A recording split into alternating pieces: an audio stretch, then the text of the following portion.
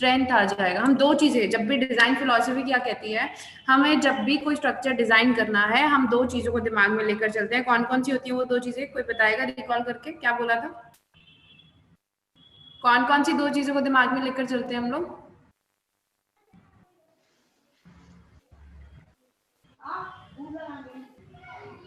हाँ जी बोलिए। जब अगर हमें कोई स्ट्रक्चर डिजाइन करना है, हम दिमाग में कौन सी दो चीजों को फर्स्ट लेकर चलते हैं? मैम मान लो आप, कोई डिफ्लेक्शन आए ना, कोई क्रैकिंग आए, सेफ रहे, सर्विसेबल रहे। बच्चा वो तो क्राइटेरियाज आ गए, वो तो हमारी कंडीशंस आ गई। डिजाइन मैंने हाँ, डिजाइन फिलोसफी में कौन सी दो चीजों को दिमाग में लेकर चलते हैं अगर हमें स्ट्रक्चर डिजाइन करना है? पहली दो चीजें हमारे दिमाग में क्या आनी चाहिए? मैंने कल भी आप लोगों को बताया था स्पेशली। कि हम ज्यादा लोड के लिए स्ट्रक्चर को डिजाइन करें।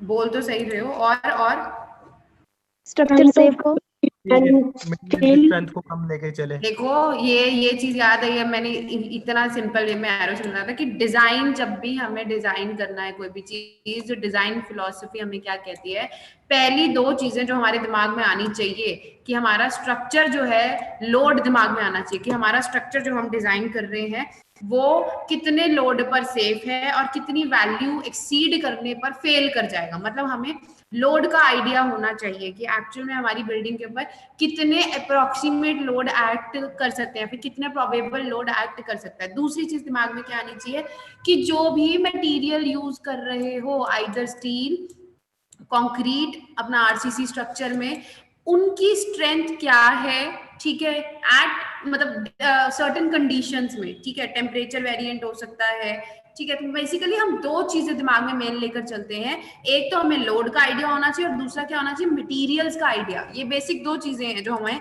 स्ट्रक्चर डिजाइन करने से पहले जिनका हमारे दिमाग में आइडिया होना चाहिए। जो आप बोल रहे थे अभी कि डिफ्लेक्शन, क्रैकिंग, राज्य, वो लिमिट स्टेट की दो बेसिक वो है, लिमिट्स है। पहला क्या था, लिमिट ऑफ कोलैप्स, दूसरा लिमिट ऑफ सर्विसिबिलिटी। वो लिमिट स्टेट की लिमिट्स हैं जो दो हम कंसीडर करके चलते हैं।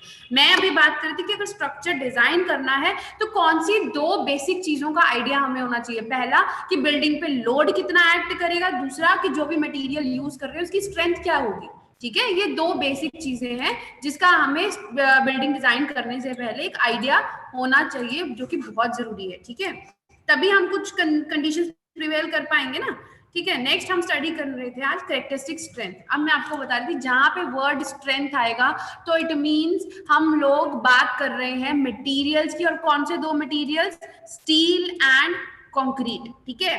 अब हम अगर आईएस कोड के हिसाब से स्टडी करें, हमारा आईएस कोड, वैसे तो मैं आप लोगों को कल भी एक चीज बता रही थी, कैरेक्टरिस्टिक स्ट्रेंथ अगर कंक्रीट की बात करें तो M20 मान लो, अगर M20 या फिर M30 हो गया या फिर M40 हो गया, तो ये जो वैल्यू आती है 30, 20 इन कौन सी यूनिट, न्यूटन पर mm स्क्वायर, ये हम क्या करते हैं 150 mm का हमारा क्या होता है, क्यूब होता है हमारे पास, जिसके ऊपर हम लोग जिसके ऊपर हम लोग क्या करते हैं, टेस्टिंग करते हैं, कंप्रेसिव स्ट्रेंथ टेस्टिंग करते हैं, उसको कास्ट करने के बाद क्योरिंग करते हैं उसकी, देन सर्टेन डेज पे, 7 डेज पे, ठीक है, और फिर 28 डेज पे उसकी स्ट्रेंथ अटेन करते हैं कि उसके ऊपर लोड लगाया जाता है। तो जो अल्टीमेट स्ट्रेंथ 28 दिन के बाद आती है, 28 दिन पे टेस्टिंग करने पर आती है, वो हमारी क्या होती है, उसकी कंप्रेसिव स्ट्रेंथ होती है, या फिर उस कंक्रीट की कैरेक्टरिस्टिक स्ट्रेंथ होती है जो जिस लोड के ऊपर वो क्या कर जाता है, क्रैक करता है,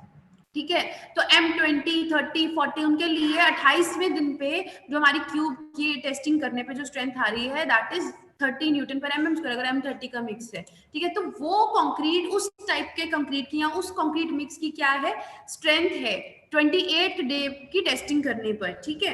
अब अगर बात करो स्टील की, ठीक है, तो स्टील के डिफरेंट ग्रेड हम लोगों ने स्टडी किए थे, ठीक है। फॉर एग्जांपल अगर मैं बात करूं Fe415, मैंने आपको बोला था कि यील्ड स्ट्रेंथ टेस्ट जो आप लोग करते हो, आप लोगों को याद हो, आप लोग एक टेस्ट करते थे कि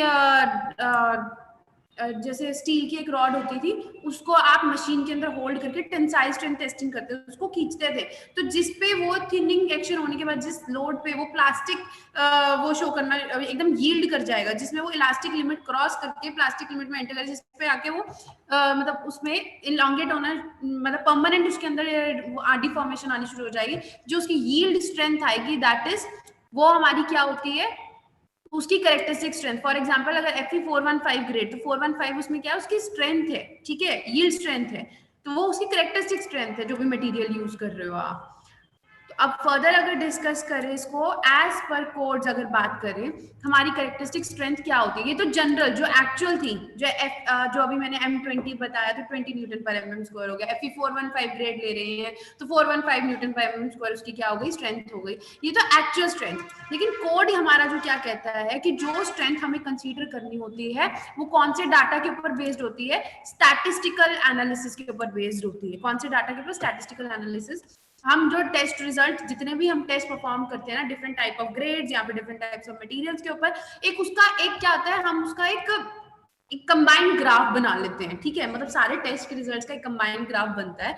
तो जब मतलब डिफरेंट मटेरियल्स के लिए, तो जब रिसर्च वर्क किया गया इंजीनियर्स द्वारा, तो एक ग्राफ प्लॉट किया गया, जो डिफरेंट रिजल्ट्स आने पर जो ग्राफ बना वो कुछ इस तरह का था, जो एज पर कोड हमारा डिफाइन किया गया है कि अगर आपको कैरेक्टरिस्टिक स्ट्रेंथ फाइंड करनी हो, ठीक है, तो वो ग्राफ क्या कहता है कि जितने भी आपके रिजल्ट्स है उसकी फ्रीक्वेंसी को इस एक्सिस पे प्लॉट कर दिया, यहाँ पे स्ट्रेंथ को प्लॉट कर दिया।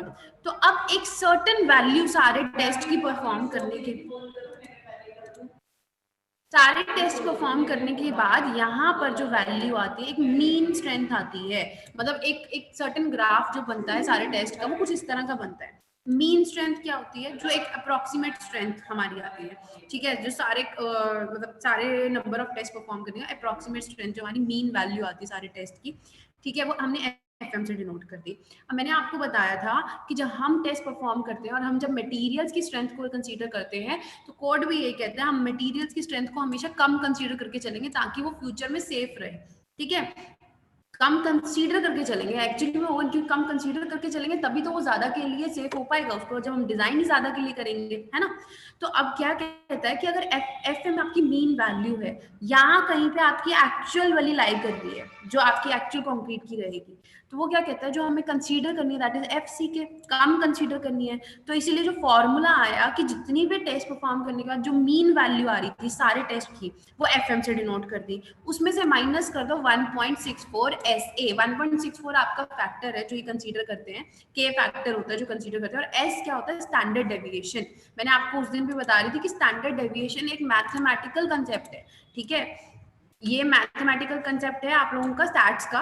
अगर एक आइडिया अगर आप लोगों को चाहिए तो मैंने जस्ट एक आइडिया के लिए ये यहाँ पे शो किया था कि एक मिनट कि क्या होता है ये स्टैंडर्ड डेविएशन, क्योंकि मैं तो वर्बली बोल दूंगी कि स्टैंडर्ड डेविएशन, लेकिन ये मैथ्स का कंसेप्ट है स्टैंडर्ड डेविएशन। तो ये हमारे साइंटिस्ट वगैरह ने, जब इंजीनियर्स ने इसके ऊपर वर्क किया, प्रॉपर रिसर्च किया सिविल इंजीनियर्स ने, तो जाके ये फॉर्मूला इन लोगों ने जो भी डिराइव किया ना FCK का कोड की फॉर्म में, ठीक है, वो फॉर्मूला डिराइव किया। उसमें स्टैंडर्ड डेविएशन हमारा ये इस तरह से फॉर्मूला होता है मैथ्स की टर्म में, ये फॉर्मूला यूज कर नंबर ऑफ टेस्ट रिजल्ट्स ले लेते हैं, उनका मीन निकाल लेते हैं, मीन निकालने के बाद माइनस करके ये फॉर्मूला होता है स्टैंडर्ड डेविएशन का, ठीक है, ये n जो होता है हमारी नंबर ऑफ रीडिंग्स होती हैं। तो ये फॉर्मूला लगाने के बाद, पूरा एनालिसिस करने के बाद हमारे पास एक कोड ने हमें डायरेक्ट एक फॉर्मूला दे दिया है जो आपको याद होना चाहिए, दैट इज दिस फॉर्मूला।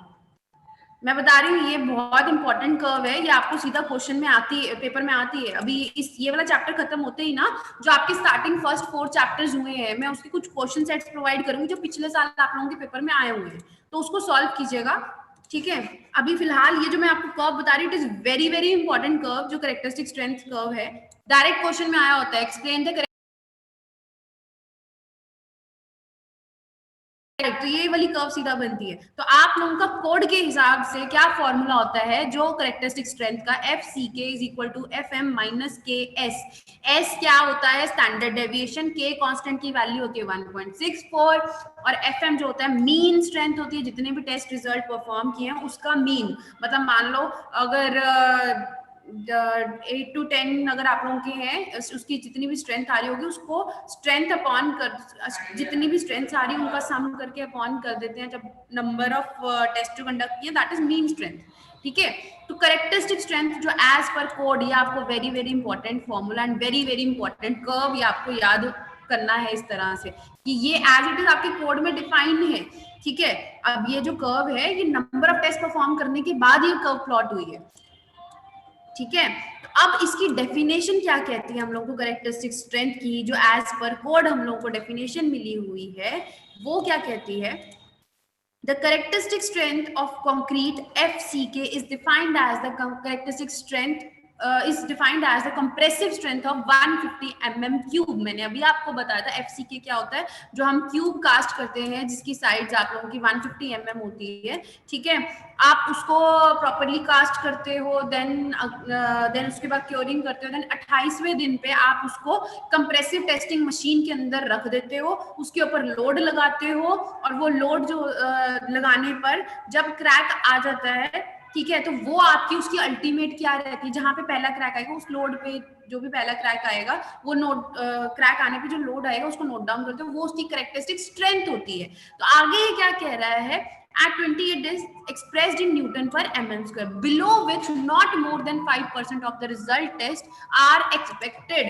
मतलब अगर ये हम FCK की वैल्यू कंसीडर कर रहे हैं, ये वाली वैल्यू, इसके ये FCK जो हमारी वैल्यू आएगी यहाँ पे इस कर्व पे, इसके नीचे कहता है कि यहाँ पे जो टेस्ट रिजल्ट है 5% से ज्यादा, इससे कम वैल्यू पे लाए नहीं करने चाहिए, ठीक है। ये कर्व में कोई डाउट या इसकी डेफिनेशन में कोई डाउट? ये एज इट इज आपको याद करनी है, और ये एज इट इज क्वेश्चन आता है पेपर में, एक्सप्लेन करो, ये कोड में आपका इसी तरह से डिफाइन है, ठीक है। इसमें कोई डाउट, कोई कुछ पूछना चाहता है प्लीज पूछ सकता है।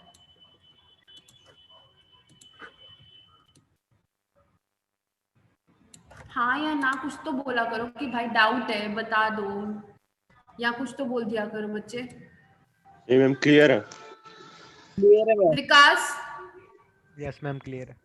नहीं भी है तो बोल सकते हो, मैं दोबारा रिपीट कर दूंगी। नो मैम क्लियर है। फाइन।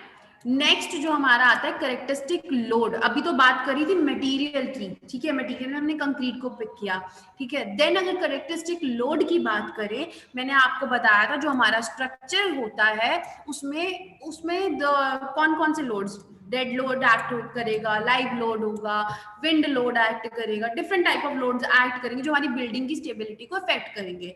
तो अब कैरेक्टरिस्टिक लोड में क्या कहता है, जो भी the maximum working load that the structure has to withstand, मतलब जो भी वर्किंग लोड जो स्ट्रक्चर को बियर करने पड़ेंगे, उसको मतलब उसके ऊपर लगेंगे, उसको विथस्टैंड करने रहेंगे, जिसके लिए उसको डिजाइन किया गया, उसको हम लोग क्या बोल देते हैं, कैरेक्टरिस्टिक लोड बोलते हैं, ठीक है।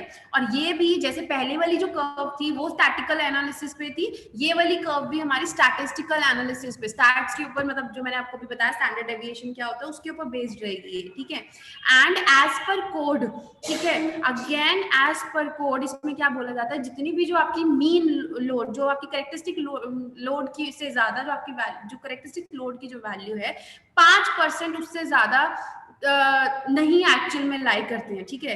तो यहाँ पे जैसे लिखा हुआ है as per code value of load above which not more than 5% results are expected to fall, मतलब 95% मैक्सिमम क्राइटेरिया रहेगा कि एक्चुअल में ये कॉम्बिनेशन ऑफ लोड हम जब भी डिजाइन करेंगे हम different combination of load consider करते हैं, dead load, live load, wind load, ये सारे उसके ऊपर एक्ट कर लेंगे, ठीक है, उसको कॉम्बिनेशन कंसीडर कर लेंगे। देन वो क्या बोल रहा है कि एक सर्टेन लिमिट तक कंसीडर करें, 95% तक हम कंसीडर करते हैं कि एक्चुअली उस पर एक्ट करेंगे, 5% इससे ज्यादा फॉल नहीं करेगा, ज्यादा इससे ज्यादा लोड नहीं करेगा। अगेन मैंने आपको बोला था कि जो कैरेक्टरिस्टिक लोड की जो वैल्यू है, जैसे उसमें जो स्ट्रेंथ की वैल्यू थी वो थोड़ी कम कंसीडर करते हैं, लेकिन जब हम लोड की बात करते हैं, ये हाँ अगर आपको ये देखना हो कौन कोड में कौन से पेज पे है, तो ये सारा कहाँ पे लिखा हुआ है, कोड में पेज नंबर 67 पे, ठीक है, देख लेना खुद भी। अब वो क्या बोलते हैं, जब हम इस वाली केस की बात कर रहे हैं, यहाँ पे आपकी फ्रीक्वेंसी ऑफ टेस्ट कंसीडर हो गए कि एक्चुअल कंडीशंस हम लोगों ने कंपेयर करी होंगी बिल्डिंग के ऊपर जितने भी लोड एक्ट करेंगे, ये आपका मीन लोड आ गया, जो ओवरऑल जितने भी लोड एक्ट कर रहे हैं उसकी मीन वैल्यू आ गई, ठीक है। यहाँ तक मैक्सिमम लोड जितना भी एक्ट कर रहे होते हैं बिल्डिंग में हम उसको कंसीडर करते हैं। अब इससे ज्यादा ये वाली वैल्यू जो है यहाँ पे 5% जो इधर इसको क्रॉस करते हैं वो मतलब रिजल्ट आर एक्सपेक्टेड टू, इससे ज्यादा इसमें कंसीडर नहीं करने होते हैं। एंड अगेन मतलब इतनी जो कर्व के अंदर जो एरिया है ये वाला, इतना ही एक्सपेक्टेड लोड हम बिल्डिंग के ऊपर कंसीडर करके चलते हैं, ठीक है। अब फॉर्मूला जो कोड ने हमें दिया है कि एफ क्या है आप लोगों का कैरेक्टरिस्टिक लोड, एफ एम क्या है मीन वैल्यू है, एंड अगेन इसमें हम लोग क्या कर रहे हैं, वैल्यू को ऐड कर रहे हैं 1.64 एस। मतलब अगर दिस इज FM तो यहाँ तक कंसीडर करना है, इस FM से लेकर यहाँ तक, तो ये वाली जो वैल्यू है that is equal to 1.64s curve में, दिस वन, ठीक है। यहाँ तक हम लोग क्या कर रहे हैं, इस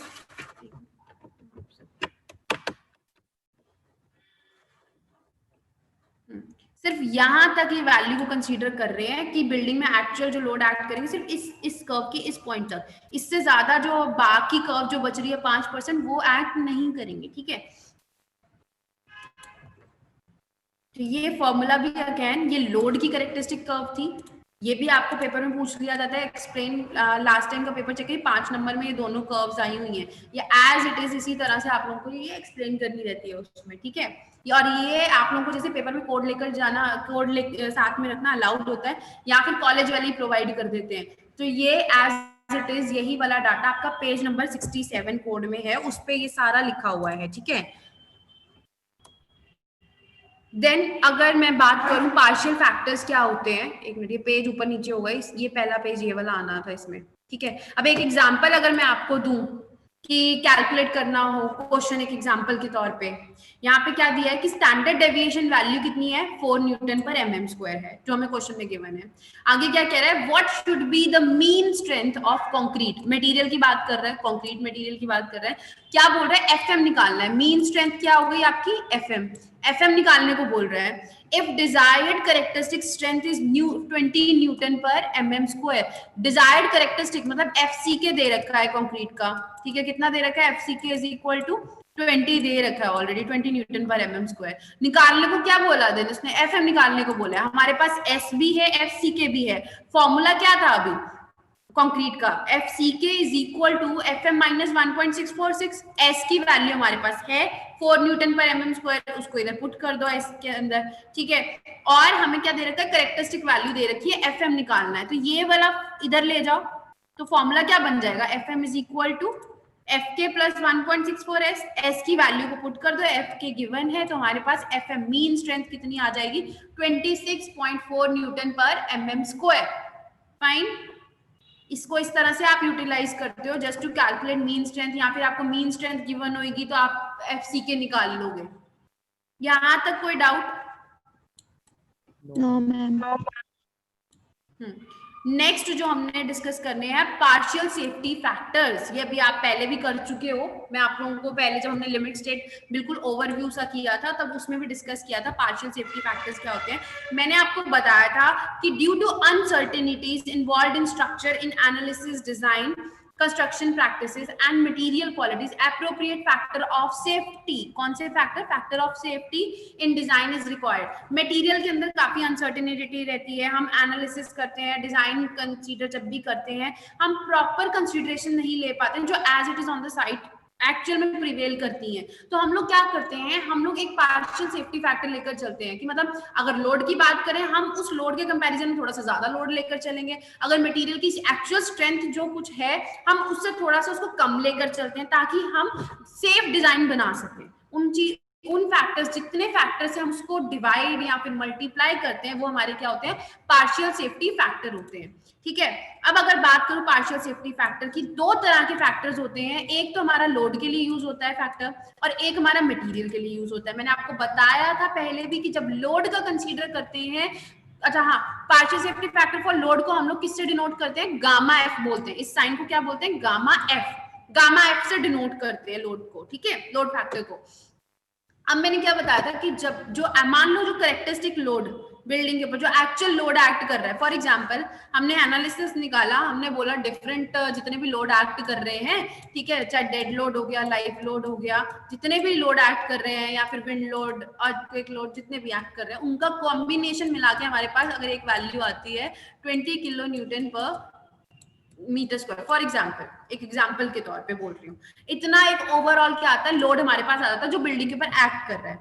लेकिन ये तो एक्चुअल लोड है जो एक्ट कर रहा है, अब इन फ्यूचर अगर मैं बोलूं कि आप पता उस पर एक्स्ट्रा और भी तो लोड एक्ट कर सकते हैं इन फ्यूचर, तो मैं चाहती हूँ मेरा स्ट्रक्चर क्या रहे, सेफ रहे। अगर इस वैल्यू से ज्यादा भी उसके ऊपर लोड एक्ट कर जाए, 20 से ज्यादा भी, 20 तो एक्चुअल में एक्ट कर रहा है, लेकिन अगर मैं बोलूं कि मेरी बिल्डिंग के ऊपर इन फ्यूचर 20 से ज्यादा भी तो कर सकता है, तो मैं सिर्फ 20 के लिए नहीं डिजाइन करूंगी, तो मैं थोड़ा सा एक्स्ट्रा लोड कंसीडर करके उसको डिजाइन करूंगी ताकि मेरी बिल्डिंग क्या रहे, सेफ रहे। तो मैं क्या करूंगी, जो ये लोड है ना इसको थोड़ा सा एक फैक्टर से मल्टीप्लाई कर दो अभी, और वो फैक्टर क्या होता है गामा एफ, जिसको हम लोग क्या बोलते हैं partial safety factor for load. मतलब लोड के लिए एक्स्ट्रा लोड कंसीडर करने के लिए जिस फैक्टर से हम उसको मल्टीप्लाई करते हैं उसको हम लोग क्या बोल देते हैं partial safety factor for load. मतलब एक्चुअल लोड जो हो गया वो आपका क्या हो गया कैरेक्टरिस्टिक लोड हो गया, गामा एफ क्या हो गया पार्शियल सेफ्टी फैक्टर हो गया। ठीक है, अब जिसके लिए आपको बिल्डिंग को डिजाइन करना है उसको हमने डिनोट किया है एफडी से। तो ये फॉर्मूला हमारा पार्शियल सेफ्टी फैक्टर, मतलब जो फॉर्मूला जो लोड हमने बिल्डिंग डिजाइन करने के लिए एक्चुअल में कंसीडर करना है वो क्या होता है, जो एक्चुअल लोड एक्ट कर रहा है बिल्डिंग के ऊपर वो उसको मल्टीप्लाई कर दो पार्शियल सेफ्टी फैक्टर से। अब लोड के लिए पार्शियल सेफ्टी फैक्टर्स कौन कौन से हैं वो भी अभी डिस्कस करेंगे, टेबल पूरा बना हुआ है उसके लिए कि डेड लोड के लिए पार्शियल सेफ्टी फैक्टर कितना रहता है, लाइव लोड के लिए क्या रहता है। पर फिलहाल अभी ये याद करो कि पार्शियल सेफ्टी फैक्टर लोड में क्या करना है, हम ज्यादा कंसीडर करके चलना है, ज्यादा कंसीडर करके चलना है तो आपका जो पार्शियल सेफ्टी फैक्टर है वो क्या होगा मल्टीप्लाई होगा। अब यही अब डेफिनेशन पढ़ लेते हैं क्या कह रहे हैं पार्शियल सेफ्टी फैक्टर। डेफिनेशन कहती है the factor gamma F for the load is the factor for which characteristic load are multiplied to get design value। ठीक है, ये डिजाइन वैल्यू है जिसके लिए हमें बिल्डिंग को डिजाइन करना है, ये करेक्टरिस्टिक लोड है। करेक्टरिस्टिक लोड क्या हो गया, तो बिल्डिंग फैक्टर लोड एक्ट कर रहा है उसको मल्टीप्लाई कर दिया है पार्शियल सेफ्टी फैक्टर, यहाँ पे एल आएगा। जब ये नोट्स देखोगे बीच में कुछ स्पेलिंग मिस्टेक जल्दी जल्दी में हो रखी होंगी तो ठीक कर लेना। पार्शियल सेफ्टी फैक्टर बोलते हैं इसको गामा एफ से। ये तो था लोड का क्राइटेरिया। अब जरा इन पार्शियल सेफ्टी फैक्टर को देख भी लेते हैं कि कौन कौन से हैं ये पार्शियल सेफ्टी फैक्टर। ये टेबल बना हुआ है, ठीक है। अब एज पर IES 456 ये कोड के अंदर ये टेबल नंबर 18 है, ठीक है, देख लेना वहां पे टेबल नंबर 18 IES 456।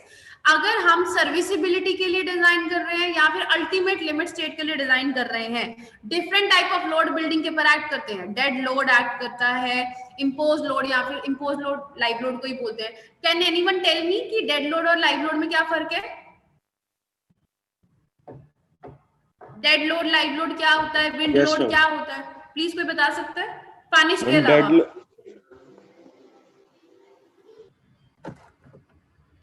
अनुभव are you there? Anjali, Anjali आप बता सकते हो?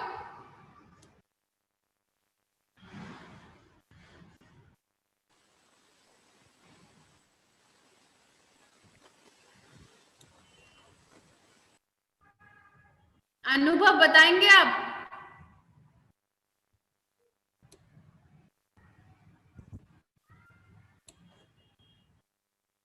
दीपक, दीपक फ्रंट 37 रोल नंबर, बच्चे बताओगे what is dead load, live load, what is wind load?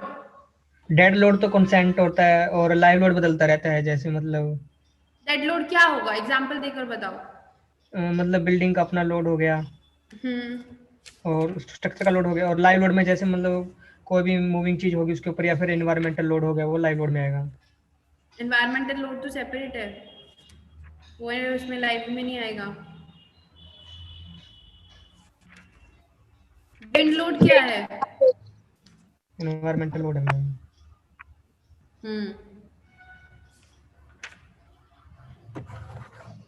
ठीक है, विकास आप बताएंगे? मैम जिसका मैग्नीट्यूड चेंज ना हो टाइम के साथ वो डेड लोड है, और जो जिसका मैग्नीट्यूड चेंज होता रहे टाइम के साथ वो इम्पोज लोड है और लाइव लोड है। बिल्कुल सही, एग्जांपल देके बताइए। और सेल्फ अगर वेट ऑफ एग्जांपल देना हो प्रैक्टिकल, हाँ that is dead self weight of building dead load का हो जाएगा एग्जांपल। और इम्पोज लोड है ma'am moving people in the building या कुछ भी मूविंग चीज हो। अच्छा, अब एक चीज ये बताओ, फर्नीचर तो ऐसे ही रखा है, तो ये बताओ फर्नीचर क्या होगा, डेड लोड होगा लाइव लोड होगा? लाइव लोड होगा मैम, क्योंकि हम उसको चेंज भी कर सकते हैं, चेंज भी कर सकते हैं टाइम के साथ, ठीक है। और विंड लोड, स्नो लोड, ये कौन से टाइप होंगे? एनवायरमेंटल लोड होंगे मैम ये। हाँ, तो लोड्स क्लियर है ना कि क्या होते हैं लोड्स? Yes ma'am. किसी को अगर इनमें कोई डाउट है तो पूछ सकता है, ठीक है, कि लोड में किसी को समझने में कोई दिक्कत हो। ये तुम्हारे फर्स्ट या सेकंड चैप्टर के उसमें कवर हो चुके हैं लोड्स के टाइप्स।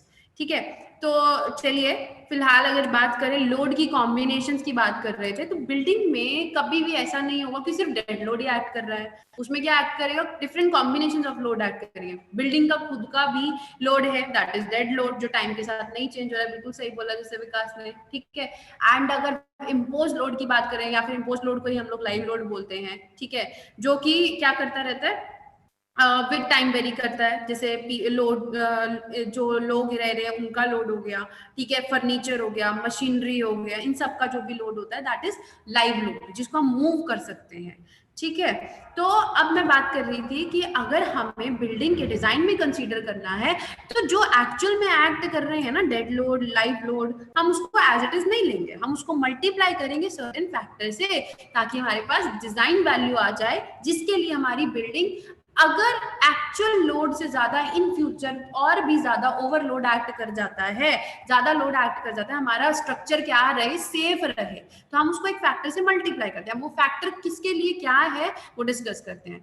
अगर बिल्डिंग पे सिर्फ डेड और लाइव लोड एक्ट कर रहा है, लेकिन हमें जो डिजाइन करना है keeping in mind ultimate limit state के अंदर, तो हमारा फैक्टर ऑफ सेफ्टी क्या रहेगा, 1.5, ठीक है। डेड लोड को भी 1.5 से मल्टीप्लाई कर दो, प्लस कॉम्बिनेशन डिस्कस कर रहे हैं तो प्लस इम्पोज लोड को भी 1.5 फैक्टर से। लेकिन सर्विसिबिलिटी की कंडीशंस में अगर देखें तो as it is dead load को भी एज इट इज पिक कर लो, लाइव लोड को भी एज इट इज पिक कर लो। अब अगर बात करें dead plus wind load combination की, ठीक है, अब इसमें दो केसेस आते हैं।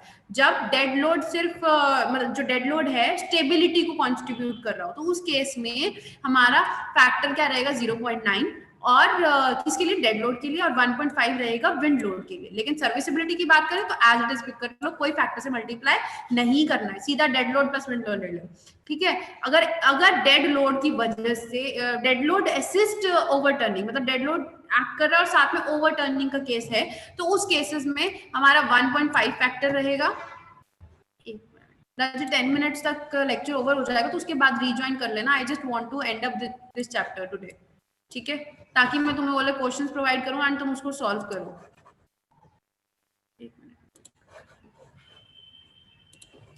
नेक्स्ट अगर मैं बात करूं डेड लोड असिस्ट ओवरटर्निंग, उस केस में हम लोग क्या करते हैं, 1.5 and again 1.5 factor of safety रहता है। सर्विसिबिलिटी में सीधा पिक कर लेते हैं dead load plus wind load, जहां पे तीनों कॉम्बिनेशन एक्ट कर रहे हैं, डेड लोड भी एक्ट कर रहा है, इम्पोज लोड भी एक्ट कर रहा है, प्लस विंड लोड भी एक्ट कर रहा है। उस केसेस में अल्टीमेट केस में हम लोग 1.2 फैक्टर लेकर चलते हैं तीनों के लिए, जिस partial safety factor 1.2 into dead load, and इस केस में लाइव लोड का भी 1.2, विंड लोड का भी 1.2 फैक्टर। लेकिन सर्विसिबिलिटी लिमिट स्टेट की बात करें, उस केस में हम लोग डेड लोड के लिए जो पार्शियल सेफ्टी फैक्टर रहेगा 1 रहेगा, लाइव लोड के लिए 0.8 रहेगा, एंड विंड लोड के लिए भी 0.8 रहेगा। ये फैक्टर में कोई दिक्कत इन फैक्टर्स में? मैम ओवरटर्निंग और स्टेबिलिटी का एग्जांपल दे सकते हो मैम डेड लोड के अंदर? बच्चे डेड लोड कंट्रीब्यूट लिखा है टू स्टेबिलिटी, मतलब जो बिल्डिंग, देखो जो हमारा बिल्डिंग का जो डेड लोड है वो ओवरऑल कहाँ एक्ट कर रहा है, डाउनवर्ड डायरेक्शन में एक्ट करेगा, ठीक है। वो बोल रहा है कि इसकी मदद से ही स्टेबिलिटी अगर है बिल्डिंग के अंदर, तो आप 0.9 लेकर चलो डेड लोड को, ठीक है, और 1.5 फैक्टर उठा लो विंड लोड का। लेकिन अगर बोल रहा है डेड लोड इस तरह से है कि इन एक्सेस, उसकी वजह से हल्की सी क्या हो रही है, अगर मतलब असिस्ट कर रहा है फर्दर ओवरटर्निंग। ओवरटर्निंग का मैंने आप लोगों को केस बताया था विद कल, अगर डायग्राम याद हो तो, ये ओवरटर्निंग कैसे होती है, मतलब हल्की सी इनस्टेबिलिटी हो सकती है due to the dead load, जो भी ओवरऑल नीचे डाउनवर्ड डायरेक्शन में जो फर्दर हमारी फाउंडेशन तक लोड आ रहा है, उससे हल्की सी क्या हो सकती है, ओवरटर्निंग के चांसेस हैं। मतलब अगर मल्टी स्टोरी केस कंसीडर कर लो बिल्डिंग का, ठीक है, तो वहां पे आप 1 पॉइंट फैक्टर लेकर चल लो, ठीक है। हम मल्टी स्टोरी में ही लेते हैं ये ओवरटर्निंग का केस। ओवरटर्निंग जहां पे होने के चांसेस होंगे, मल्टी स्टोरी केस पे फैक्टर ज्यादा हो जाएंगे ना, तो आप उसको सेफ लेकर चलोगे, तो आप उसमें डेड लोड को थोड़ा ज्यादा लेकर चल लो, 1.5 कंसीडर करके चल लो।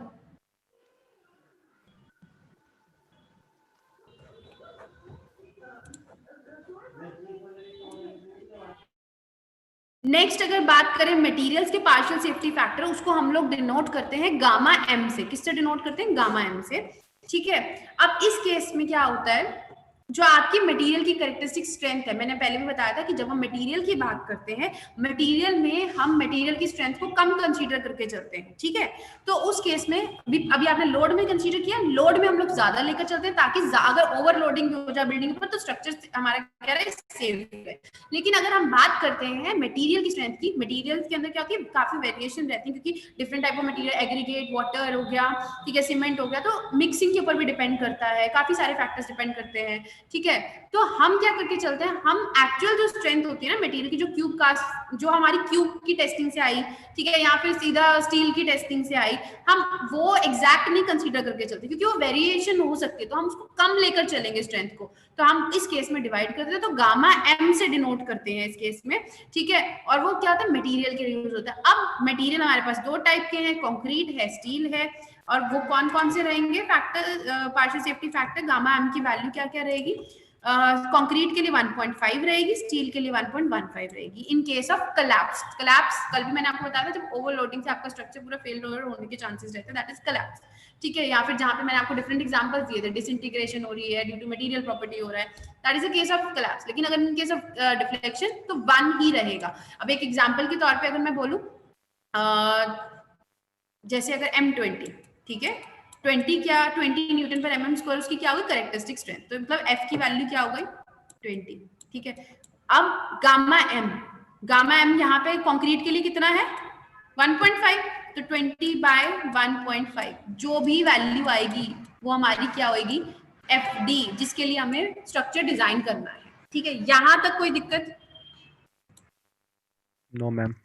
बच्चे ये पेज 68 में आपको ये कोड के ये सारा कुछ लिखा हुआ वहां पे मिल जाएगा, ठीक है। मैंने ये साइड में हैंड रिटन नोट्स में लिखा हुआ है कौन सा, जहाँ पे आपको ऐसा लिखेगा ना पेज 68 या फिर कहीं पे आईएएस का टेबल नंबर मेंशन कर रखा है, आईएएस कोड लिखकर, वो आपका कोड में उनका बता रखा है कि कौन से पेज पे क्या है, ठीक है। तो अगर वेरीफाई करना होगा आप कोड से वेरीफाई भी कर सकते हो। ये अभी किया था, हाँ।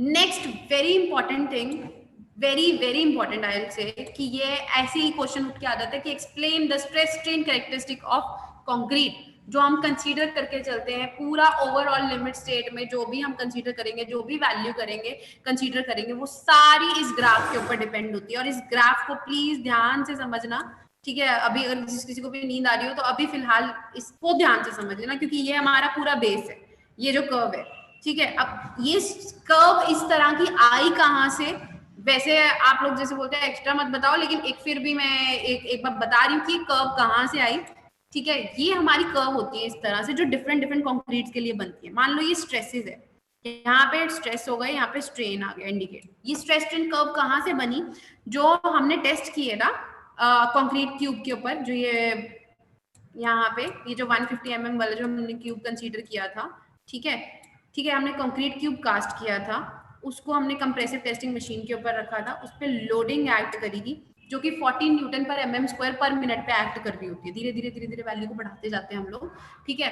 और जब वैल्यू को बढ़ाते जाते हैं उसके कॉरेस्पॉन्ड, ठीक है, जो स्ट्रेस, जितना भी स्ट्रेस, मतलब मान लो अगर यहाँ पे 15 अगर हम लोग स्ट्रेस आ रहा था, उसके कॉरेस्पॉन्ड कितना स्ट्रेन आ रहा है, हम वो प्लॉट करते हैं, ठीक है। वैल्यूज नोट करते जाते हैं स्ट्रेस की, एंड उधर उसके हिसाब से हम लोग जितना भी वेरिएंट आ रहा है स्ट्रेन की हमारे पास वैल्यूज होती है, हम उस कर्व को प्लॉट करते हैं। तो ये डिफरेंट मटेरियल्स की कर्व एक ग्राफ के ऊपर बनाई गई, ठीक है।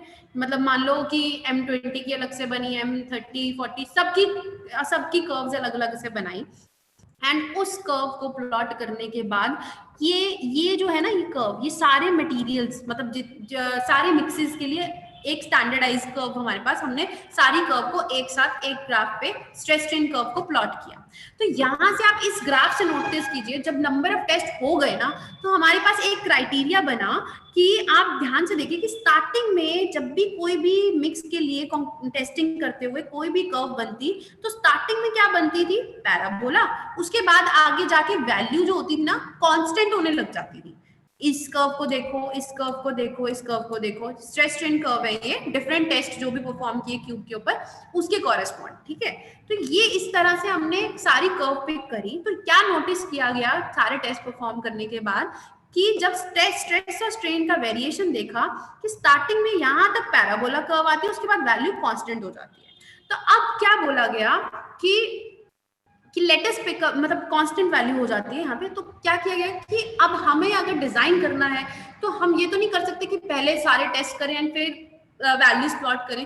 तो एक जनरल एक आइडियल कर्व जो कंक्रीट की होती है, इन सारी कर्व को कंसीडर करते हुए, इन सारी कर्व की वैल्यूज को कंसीडर करते हुए, उसकी कर्व की शेप को कंसीडर करते हुए हमने एक आइडियल कर्व, हमें इंजीनियर्स ने रिसर्च करके बोला कि एक आइडियल कर्व बनेगी, जिसका कहने का मतलब क्या है कि स्टार्टिंग में जब सारे टेस्टिंग करने पे स्टार्टिंग, अभी इधर ये राइट साइड वाली कर्व देखिए जहाँ पे मैं शो कर रही हूँ कि स्टार्टिंग की कर्व जो थी वो जैसे जैसे स्ट्रेस लगता गया, जैसे जैसे स्ट्रेस इंड्यूस होता गया और उसका वेरिएशन स्ट्रेन के साथ कर्व प्लॉट करते गए, तो यहां तक तो हमारी क्या होती है वैल्यू पैराबोला रहती है। उसके बाद एकदम क्या हो जाती है, यहाँ पे एकदम क्या हो जाती है, स्ट्रेट लाइन आ जाती है। ठीक है, तो ये जो कर्व है ना, ये किसकी है, ये कंक्रीट की कर्व है। ठीक है, अभी हम स्टील की बात नहीं कर रहे, कंक्रीट की कर्व की बात कर रहे हैं। आपने देखा होगा जब मैं कई बार ये वाला बीम वाला डायग्राम बनाती थी तो साथ में एक स्ट्रेस कर्व बनाती थी कुछ इस तरह से, और यहाँ पे इधर आप लोगों की शो करती थी। ऊपर वाला मैं बोलती थी कि ऊपर वाला जो हमारा कंक्रीट का पार्ट है, जब स्टार्टिंग में जब हमने किया था वर्किंग स्ट्रेस थोड़ा सा, तो ये वाला कर्व की शेप कुछ ऐसी थी और स्ट्रेन मैंने कुछ इस तरह से बनाया था, बिल्कुल ऐसे वेरिएंट।